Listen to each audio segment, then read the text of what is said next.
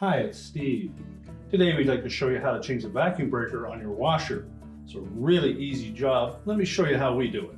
Now before we begin this repair, the first thing we'll need to do is to disconnect power to the washer. So either pull it far enough forward that you can unplug it, or locate the electrical panel, turn off the appropriate breaker, or remove the appropriate fuse. And once we've done that, we will pull it slightly forward and then we can begin the repair. Now if you have this style of washer that has removable end caps, you'll need to remove those first. So take a stiff putty knife and just insert that at the very top at the back of that end cap. Just pry up gently on it to release the tab. Tilt it forward, releasing the tabs on the side and the one on the bottom. And just remove it and set it aside. Then we'll do the same on the opposite side.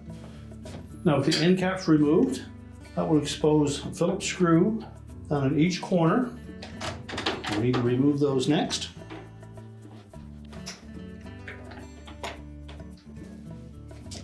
Then we'll just grasp either end of that console, pull it slightly forward, and then tilt it back and up out of the way.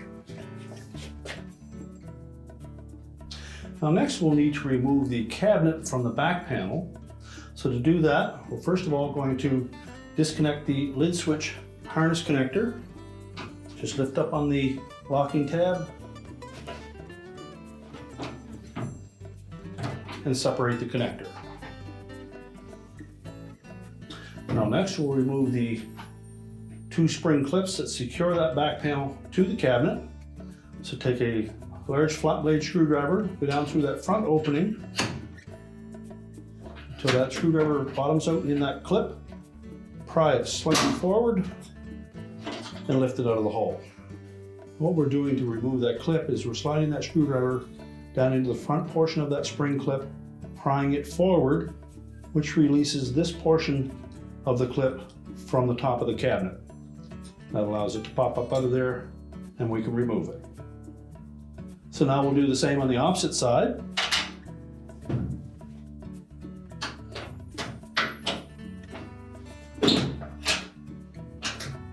We'll set those two clips aside.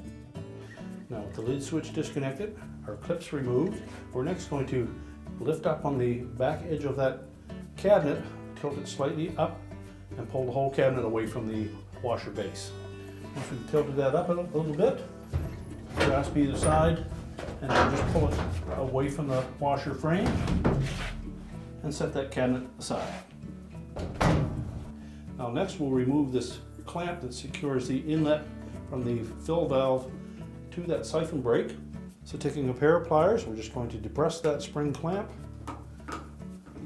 slide it back on the hose a ways. Now to remove the siphon brake from the back panel, we'll take a pair of needle nose pliers and we'll just come up from the bottom and grasp the side of that siphon brake. And then we're going to pry the bottom edge of it towards the outside edge of that back panel. Just flex it over to the outside and then pull down on it to release the hook from the top.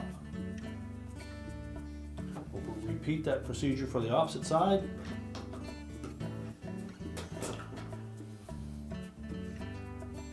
And then remove and discard the old one. Now to install the new one,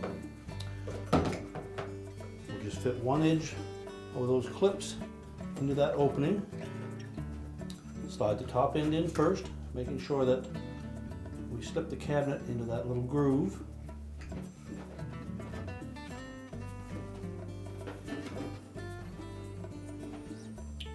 And flex it to the outside edge.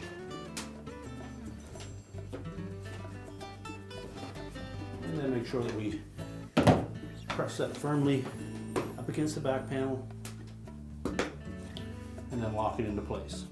Next we'll reconnect the hose from the fill valve, press it firmly onto the nipple on that siphon brake, and then we'll reposition the clamp.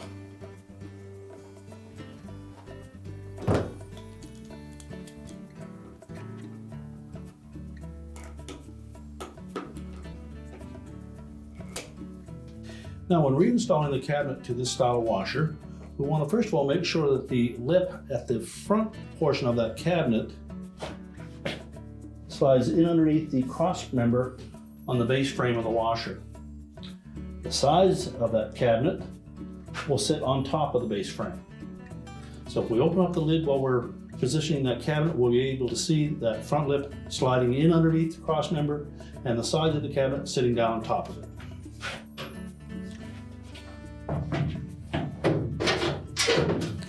Position it evenly side to side.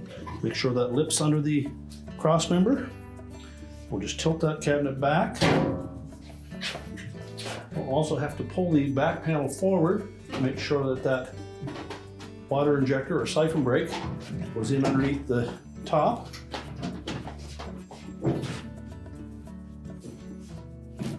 Make sure it's equal side to side.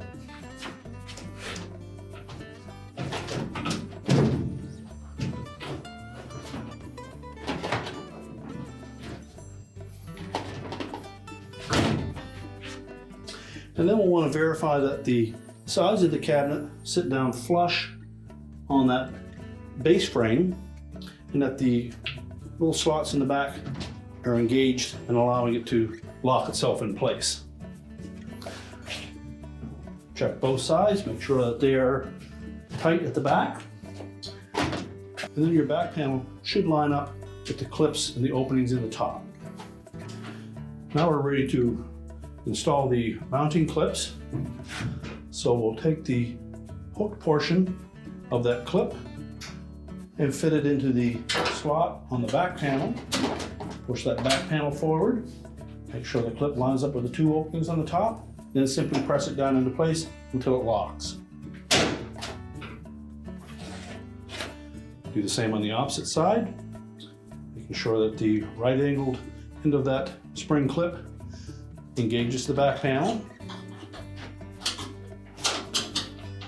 Line it up with the openings in the top and snap it into place.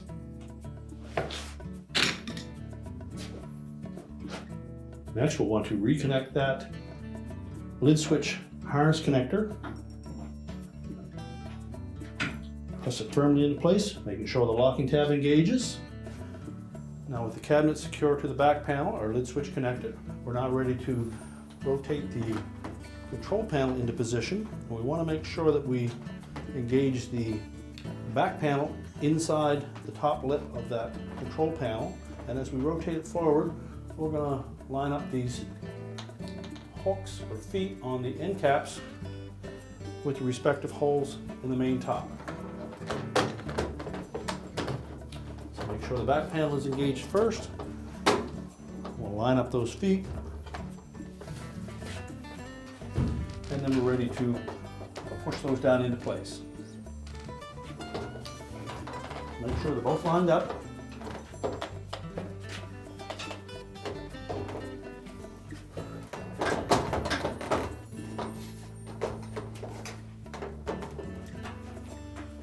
Rotate it forward until it sits flush. Push it back, make sure it's hooked in place.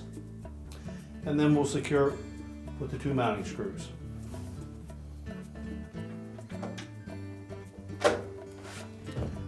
These screws go in on about a 45-degree angle.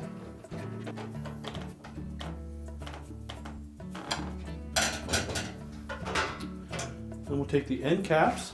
We're going to make sure that we start with hooking the bottom clip into that slotted opening just in front of the mounting screw. So make sure that's engaged first, then line up the two tabs on the side as we push the end cap back into place, then snap the top in and it's secure. We'll do the same for the opposite side. Again, we'll start by lining up the bottom first, and two side ones, and snap it into place. And now we can prepare the washer to be put back into position. We're now ready to push the washer back into position, reconnect the power, and your repair is complete.